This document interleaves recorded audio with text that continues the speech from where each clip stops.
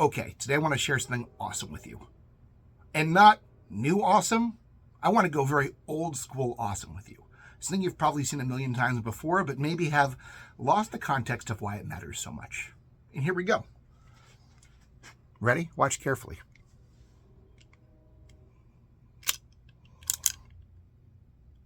That's it. That's it, right there. Watch. I'm going to do it one more time.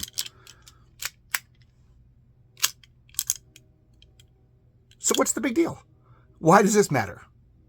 I'll tell you exactly why it matters. Because in the early 1980s, 1984, when these guys first came out, and I was a little kid, before there was a Transformers cartoon, before anybody really cared who the heck Optimus Prime or Megatron was, before anyone had ever heard of a Matrix of Leadership or cared what the frickin' Allspark is, we had this. And it was beautiful and sleek and innovative and elegant. When I collect Transformers, what I'm looking for is not my favorite characters. It's not a license. The reason why this is beyond Transformers, the reason why this channel exists is to try and recapture this original joy wherever it may be. And that usually isn't with a Hasbro label attached to it, or even to Karatomi for that matter. So there are a couple things this toy does really, really right that I think Transformers today have sort of lost the thought of, the context of whatsoever. Number one, it's heavy and die-cast, and that gives it a heft. It gives it a substantial quality. It doesn't feel cheap. It doesn't feel brittle or like it's going to break. It feels substantial. But on top of that, too, it's the design itself. The design is sleek. It's elegant. When you are transforming a toy like this one, it feels like it was meant to do this. You're not just contorting into a shape it doesn't want to be. You are doing something that feels 100% right. It just feels good. On top of that, too, it's simple. It's intuitive. It doesn't take a lot of brain power to understand what you need to do to make this guy transform. It just kind of, it wants to go there and wants you to take it there. And then finally, and most importantly, it looks completely and totally different from what it began as. The car a moment ago resembles this, but they're totally different shapes, and the mind has to really work to understand how one became the other. And those are really the qualities that made the original Transformers so special. They were not the first transforming toys. They were not always the best transforming toys, but the best ones did that. They had that heft. They had that intuitive, sleek design that felt like it wanted to be transformed, and very easily, in a couple of simple steps, it looked like something totally different from what it had been before. That's when we talk about early modern transforming robot toys. That's what we're looking at. And that's a lot of what I chase as a collector and a lot of what I want to focus on this channel. So here's the thing. As we look through Transformers and we see how much they've lost that over the years, I want to go back in time a bit today and focus on some earlier stuff you might have missed that does those exact same things, but never carried a Transformers label and slid under everybody's radar. Before we can get into that, I really want to talk about the history of where transforming robot toys came from. I think we need a little crash course in that. This is a simplified, abbreviated version of that story, so I'm sure you'll be able to come up with examples in the comments that I'm skipping over. By the way, I've been enjoying your comments from the last video. I learned a lot from you already and have some really cool toy lines out there I want to check out now. Thank you so much for that. But let's talk about where transforming toys come from, because if you go all the way back to the beginning of robot toys, tin robot toys, 1940s, 50s, and 60s, you'll see transforming robots right back then, believe it or not. Whether you had the ones that would march and part of their wind-up mechanism, their chests would open up and a gun would come out. That was a kind of transformation, right? Some could even change a plate on their face and look a little bit differently as they walked on. Or there was the Changeman by Horikawa, which was actually a really cool toy. I got to check this out. I don't have one myself. But it looked kind of like a dinosaur space alien. And its face would split open, and there was a human being face underneath that. So kind of a transformer, right?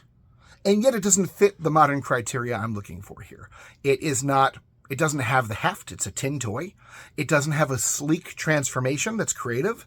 And it doesn't very clearly become something different from what it originally was. It's just a face change. So later on, as Popey becomes the sort of the dominant robot toy manufacturer in the 1970s, making real die-cast robot toys that, for once, have that heft, that quality we're looking for. You had a toy like, for example, Ray Dean, who was a robot that if you lay him down in his face and bent his legs back a little bit, he is now Jet, I think. It's a different mode, kind of. It's very clearly the same toy, just on its face. So it has the heft. It doesn't have the sleek, intuitive transformation, and it doesn't really become something inherently different from what it originally was. You had combiner toys around that time, too, which we lump in with Transformers today, but they really are a different thing entirely, because combiner toys in the beginning didn't do much transforming of the individual robot or vehicle pieces. They just sort of came together. So whether you're talking about Combattler V or Volts 5, there's a difference. They both have the Roman numeral 5, but Combattler is V, Volts is 5. That matters to some people. One's right, one's wrong. But anyway, when those toys came together, they formed a robot, but if you look at them individually, they don't look different. It looks like you just split the toy up in little pieces, and if you look carefully, one of those vehicles actually just has giant fists attached to it. It doesn't really transform so much as assemble. It's not really something different from what it originally was. So it has the heft, it's die-cast. There's no real intuitive, clever design to it, and it still mostly looks like the toy it originally was. Nothing special there, so to speak. A little later on, Popey produced a robot named Deimos, who's probably the closest thing to a Transformer we get in that era. Deimos is a robot that has two half shells on his back, and when he essentially lies on his back and folds those shell pieces together, what forms over him is essentially makes him look like a space-age truck of some sort. But it's not an intuitive design. It still kind of looks like Deimos just lying on his back with a shell over him, but it's got heft. It's a little further along in the process. It's still not something I would necessarily want to put on my shelf, especially for what you pay for a vintage toy like that these days. So then, in the early 1980s, Takara is now on the scene, and they did first Microman, actually Henshin Cyborg and Combat Joe before that, but that's not really the point. And then they start this new toy line called Diaclone, which originally is just one giant robot toy that I'll probably do a review on eventually. And once they create that toy, they start building a world around it. And one of the things they start experimenting with is vehicles that have two modes. You know, sometimes with a spring-activated push of a button, they transform into something else. But it's not a transformer, per se. Here's one right here. This is Cosmo Roller. He's an early Diaclone toy. And if you press one button,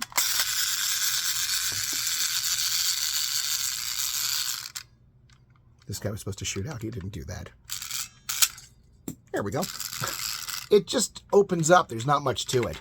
You have the Diaclone Diatrain, which essentially transforms from a train to a plane just by unfolding some wings and opening up a bit. It's not clever, it's not imaginative, it's not sleek, and these guys are also cheap plastic. So once again, it doesn't have the heft, it doesn't have the slate transformation design, it doesn't clearly look like something else from what it originally was. But then, later in Diaclone, they start messing around a bit and trying some other things out, and eventually they hit upon something really, truly special. It gets skipped a lot of times in transforming toy history for the few people who care about this and write about this. We often skip in 1981 right to talking about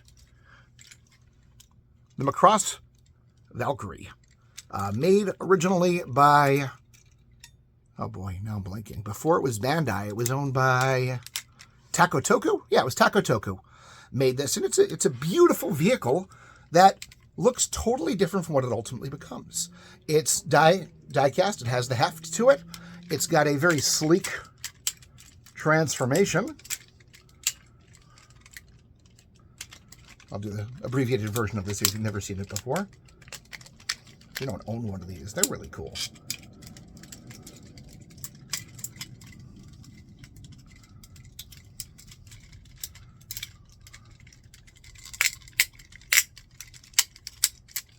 Bam, in a couple simple steps, totally different. You can see that it was a jet, but it doesn't easily look like the same thing. Your brains do a lot of work to even comprehend how did one become the other. but sleek, intuitive, easy transformation. However, it didn't come first. In that same year, in 1981, there was another toy that was a full-blown modern-day Transformer before that. It had heft to it. It had a sleek design, and it didn't look like the thing it began as. But it gets skipped and missed by people like me who research transforming history for whatever stupid reason. Shoji Kawamura was the person who designed this guy right here. And there are stories, whether they're true or not, about him using a rolled-up newspaper to try and prove to the producers of the anime, Macross, Super Dimensional Fortress Macross, that this could be done because they didn't think it was possible. But Shoji Kawamura was actually doing another job at the same time for Takara. He was working on their Diaclone line. He was helping to design those toys. Some say he did it almost entirely himself or with one person helping. Others are less sure. In one way or another, he was in the mix in a major important way. And I believe he would have been responsible for this toy that nobody ever talks about. So right before there was this, we had the Diaclone Diattacker. This is Diattacker, a toy absolutely quality enough to have been a G1 Transformer. In fact, arguably, he's designed better than a lot of the G1 Transformers. His sin, and the reason he's been largely forgotten from transforming toy history, is the fact that he doesn't look like something from the real world. Once the Takatoku Valkyrie happened, people were looking for more realism in their transforming toys, and so some brilliant executive at Hasbro said, well, not this guy. Let's have Optimus Prime fight a guy who turns into a giant gun. Because a guy who turns into a gun fighting a guy the same size who turns into a truck, that makes a lot more sense. Anyway, it was what it was, and we missed out on something amazing, but you don't have to. So let me give you a chance to see what Diattacker is all about and what makes him so special. So first of all, you should probably know that early Diaclone was all about the interaction between little action figures and space-age type vehicles and headquarters. So you'll notice in Diattacker, and this doesn't really, here's our realism issue here, that it's a plane or a spaceship with exposed cockpits and little workstations that are kind of fun for these guys here, but they don't really make any sense. Whether it's an aircraft or a spaceship or whatever he might be, chances are they're going too fast for these guys to be able to stand up and face backwards working. That's just not really going to make a lot of sense.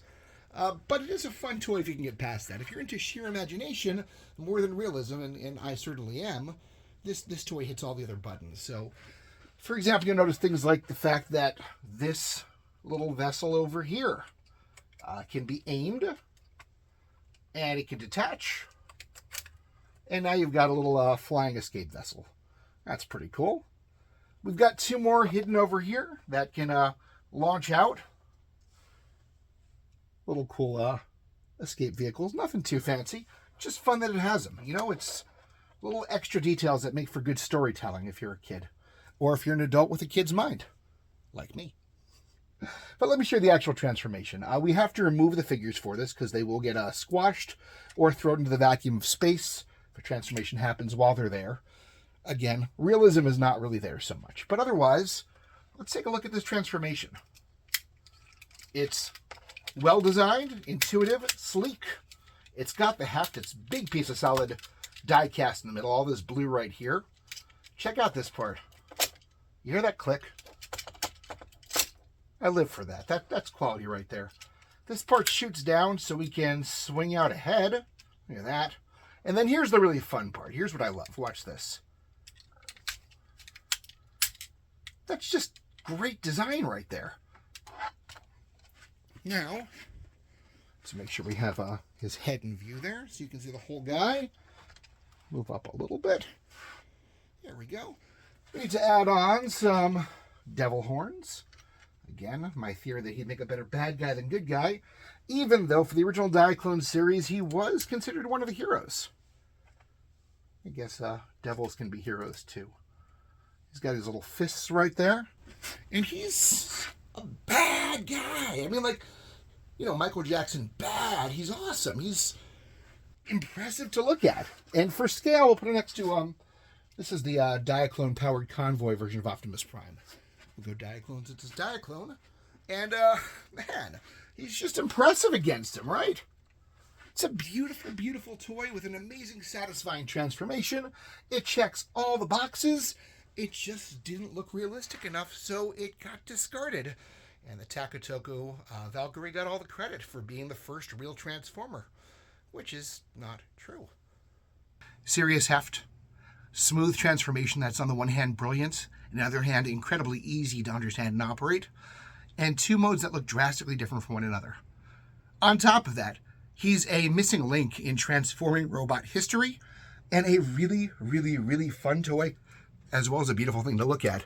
It's kind of crazy. You got to wonder how in the world did the executives at Hasbro decide that this guy made a better Nemesis than this guy. Come on.